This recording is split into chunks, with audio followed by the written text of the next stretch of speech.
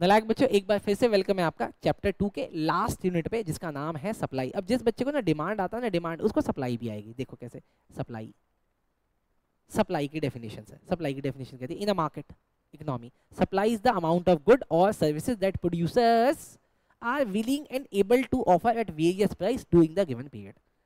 Supply side का participant कौन है, मतलब सप्लाई कौन करता है? अरे यार, सप्लायर करेगा, सेलर करेगा? तो देखो, seller including individual, firms, government constitute supply side. अब अगला बोला डिमांड और सप्लाई में, demand refers to the consumer willingness and ability, जबकि supply refers to the producer willingness and ability to offer goods and services. अब बोला supply versus sale, अरे supply indicate करता है firm are willing to offer, not necessarily what they succeed in selling. मतलब supply तुम करना चाहते हो, सेल वो जो एक्चुअली में होता है। विलिंगनेस एंड एबिलिटी, सप्लायर के पास बोथ, सप्लायर भी विलिंग होना चाहिए और सप्लायर की औकात भी होनी चाहिए। तुमने बोला काजू बेचेंगे, काजू खरीद सकते हो तुम।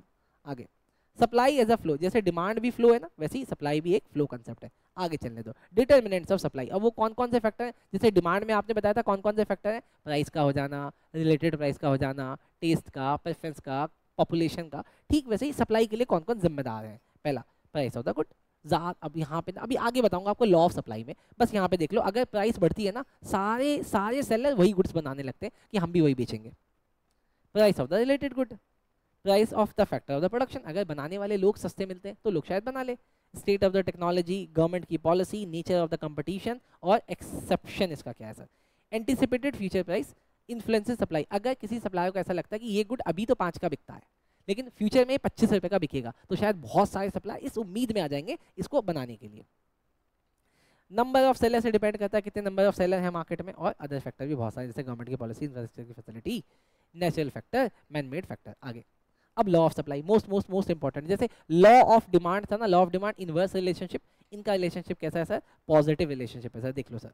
Law of demand, as per the law of supply quantity supplied increases as price rises and decreases as price fall. Done sir. क्यों? क्योंकि इनका मोटिव क्या होता है? प्रॉफिट का इंसेंटिव। उनको पता है अगर प्राइसेस बढ़े हैं तो प्रॉफिट होगा। अब ठीक यहाँ पे बेटा, movement on the supply curve या इंक्रीज और decrease in the quantity supplied. मेरे साथ डायग्राम देख लेना, बहुत सारी चीजें एक बार में कवर कर दूंगा, बस ध्यान से देखो।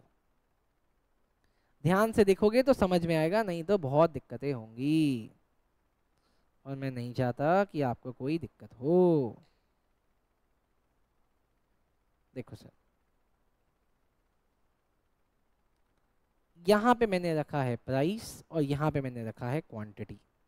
ठीक, जब प्राइस ये थे तो मार्केट में इतनी सप्लाई होती थी, लेकिन क्योंकि मार्केट में प्राइसेस बढ़ गए हैं, अब सभी सेलर्स को लगता है कि मुनाफा ज़्यादा होगा तो उन्होंने क्वांटिटी बढ़ा दी है। ठीक, डन, पक्का। लेकिन अगर आप यहाँ पे देखो, जो सेलर है किस पे काम कर रहा है सर? इस पे काम कर रहा है, इस वाले लेंथ पे। वो कहता है कि यहाँ पे भी बना लेंगे, यहाँ पे भी बना लेंगे, यहाँ पे भी बना लेंगे, यहाँ पे भी बना लेंगे। इसको बोला जाता है movement along the supply curve. Movement along the supply curve, इसको बोला जाएगा ऊपर की तरफ एक्सपेंशन ऑफ सप्लाई और नीचे बोला जाएगा कॉन्ट्रैक्शन ऑफ सप्लाई। डन। क्यों? क्योंकि किसकी वजह से हो रहा है? प्राइस की वजह से। लेकिन अगर फैक्टर प्राइस नहीं है, मतलब ये रहा आपका सप्लाई कर्व, पहले आप कितना बनाते थे? इस प्राइस पे आप ये बनाते थे, लेकिन अब आपने क्या किया? नया सप्लाई कर्व बना दिया। मैंने बोला इससे क्या होगा? कहता है सेम प्राइस पे अब हम इतनी क्वांटिटी सप्लाई कर रहे हैं। मैं कहा भाई क्यों? कहता भाई वो तुम छोड़ दो। इसका मतलब इसने क्या किया? सप्लाई कर्व को शिफ्ट कर दिया नीचे की तरफ, अगला सप्लाई कर्व को शिफ्ट कर दिया ऊपर की तरफ। मतलब यहाँ से क्या सप्लाई इंक्रीज हुई है तो इसको बोला जाएगा इंक्रीज इन सप्लाई। और वो कब होता है? राइट वर्ड में। जब आप राइट वर्ड जाओगे तो सप्लाई इंक्रीज होगी, आप लेफ्ट वर्ड जाओगे तो सप्लाई डिक्रीज होगी। याद रखना, दिमाग में फिट कर लेना बेटा।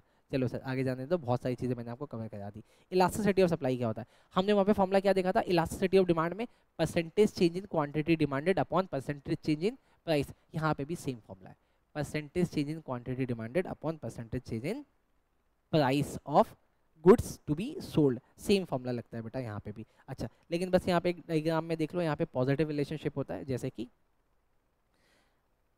Elasticity of supply, percentage change इन, पहले फॉर्मूला वो वाला दिखा देता हूँ, percentage change in quantity supplied upon percentage change in price. और ये दोनों पॉजिटिव होते हैं कि अगर आपका प्राइस 10% से बढ़ा है तो आप अपनी डिमांड को भी 10% से बढ़ा दोगे। तो इस केस में आंसर क्या आता है? हमेशा पॉजिटिव ही आएगा बेटा, कभी नेगेटिव नहीं आएगा।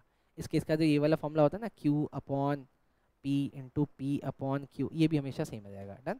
चलो सर आगे चलने दो, सेम कुछ सेम सेम है इलास्टिसिटी। अच्छा, टाइप्स ऑफ इलास्टिसिटी कितनी होती है सर? वहाँ पे याद है 5 तरीके की होती थी, यहाँ पे भी 5 तरीके की होती है। डायग्राम दिखा देता हूँ बेटा, कौन सा स्टीपर होता है कौन सा फ्लैटर होता है, वरना आप शायद इसमें कंफ्यूज हो जाओगे। ये देख लो,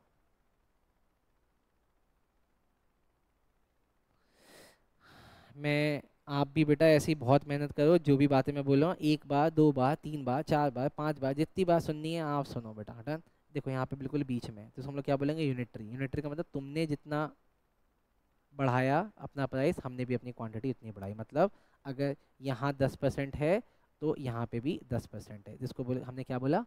यूनिटरी इलास्टिक। लेकिन अगर ये ऐसे होता, अगर ये ऐसे होता बेटा, तो यहाँ पे कैसे काम करता? देखो, ये एक्चुअली था, लेकिन मैंने अपने प्राइस को इतना बढ़ाया, तुमने क्वांटिटी इतनी बढ़ा दी, तो इसको क्या बोला जाएगा? मोर मोर इलास्टिक। लेकिन इसका उल्टा क्या होता बेटा? इसका उल्टा ये होता, प्राइस ये होता और ये होता, लेकिन अगर प्राइसेस इतना चेंज हुआ लेकिन फिर भी क्वांटिटी इतनी हुई, तो हम इसको क्या बोलेंगे? Less elastic. क्या बोलेंगे? Less elastic. Less elastic. अब अगर इतना समझ में आ गया तो आपको दो बातें पक्का पक्का समझ में आ जाएगी। बता दो ये क्या है और बता दो ये क्या है। मतलब सर इस प्राइस पे तो हम कितनी भी क्वांटिटी बना लेंगे, लेकिन हल्का सा भी चेंज करेंगे तो नहीं करेंगे। तो इसका मतलब क्या हो गया? Perfectly perfectly elastic. और ये क्या हो गया? Perfectly in elastic. प्राइसेस कितने भी रखो हम सेम क्वांटिटी बनाते रहेंगे, परफेक्टली इन इलास्टिक। अब बता दो इन दोनों में से स्टीपर कौन सा है? बेटा ये स्टीप है, ये फ्लैटर है। चलो अब आगे चलने दो बेटा।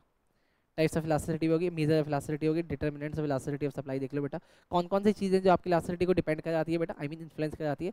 फ्लेक्सिबिलिटी ऑफ द प्रोडक्शन, कितनी फ्लेक्सिबिलिटी है। मतलब मान लिया आपका लेबर कभी भी चला जाता है कभी भी आ जाता है आपकी मर्जी से, तो इसका मतलब आप में प्रॉब्लम नहीं आएगी। टाइम पीरियड कब है, नंबर ऑफ प्रोड्यूसर कितने हैं, स्पेयर प्रोडक्शन कैपेसिटी कितनी है, availability of the raw material, अगर रॉ मटेरियल इजीली अवेलेबल है तो आपकी सप्लाई का जो क्या इलास्टिसिटी ऑफ सप्लाई है बहुत ज़्यादा इंपैक्ट करेगी। स्टॉक लेवल, फैक्टर का सब्स्टिट्यूशन, ऑक्यूपेशनल की मोबिलिटी बेटा। डन। इसके बाद देख लेते हैं इक्विलिब्रियम प्राइस कहाँ क्या किया जाता है। अब ये ना थोड़ा सा ध्यान से समझना बेटा, क्योंकि यहाँ पे ना जैसे मैंने अभी ऊपर आपको आई मीन डिमांड के केस में मैंने आपको इंडिफरेंस कर्व बजट लाइन कराया था ना, यहाँ पे आपको मैं आइसो कॉन्ट और आइसो प्राइस वाला वो कराऊंगा, वो भी देख लेना बेटा। इक्विलिब्रियम प्राइस किसको कहते हैं बेटा? Equilibrium price determination, the equilibrium price is the where demand and supply intersect, also known at the market. I mean अभी जो मैंने आपको कंसेप्ट बताया ना वो आगे वाले में कराऊंगा। Equilibrium at market price clearing, मतलब ये इन्होंने बोला इक्विलिब्रियम प्राइस कैसे निकलेगा, तो इक्विलिब्रियम प्राइस ऐसे निकलेगा कि मान लिया ये आपकी डिमांड थी और ये आपकी सप्लाई है, तो जो वाला पॉइंट बीच में आया ना, बीच में, ये सर इक्विलिब्रियम प्राइस होगा, जिसको बोला जाता है कि मार्केट फोर्सेस से निकला। Unique price point at equilibrium, the quantity demanded equals to the quantity supplied. दोनों चीजें सेम हो जाएंगी। अभी हमने देखा ना प्राइस की थ्योरी क्या कहती है, कहते हैं determining the market price is central for micro economics का एनालिसिस, और इसी को बोला जाता है प्राइस की थ्योरी। याद रखना माइक्रो का कंसेप्ट है, क्योंकि फर्म अपनी गुड्स के लिए निकाल रही है। इक्विलिब्रियम का एग्जांपल अब यहाँ पे ना डायग्राम वगैरह मैंने आपको बना के दिखाया नहीं है, बस आप देख लो मार्केट इक्विलिब्रियम और सोशल एफिशिएंसी कैसी होती है। सारे को जोड़ दोगे आप तो आ जाएगी market equilibrium. Social efficiency represent the net gain to the society from all market exchanges encompassing consumer surplus and producer surplus. बस ही आप इतना सा याद रखना जितना मैंने कराया। मैंने थोड़ा सा स्पीड में आपको कराया है बस इसलिए क्योंकि इसमें जितना इंपॉर्टेंट था वो पॉइंट मैंने आपको कवर करा दिया है, इससे ज़्यादा इसमें और कुछ है नहीं। तो जितना मैंने आपको कराया है बस आप इतना ध्यान रखना, बाकी चैप्टर्स भी और जल्दी आ रहे हैं बेटा। ठीक है, चलो लाइक शेयर सब्सक्राइब करना, थैंक यू, बाय। जितना बड़ा है उतना ये मत समझना कि मैंने कुछ छोड़ा है, जानबूझ के इस पर थोड़ा सा कम ध्यान दिया है। ठीक है, चलो बाय, थैंक यू।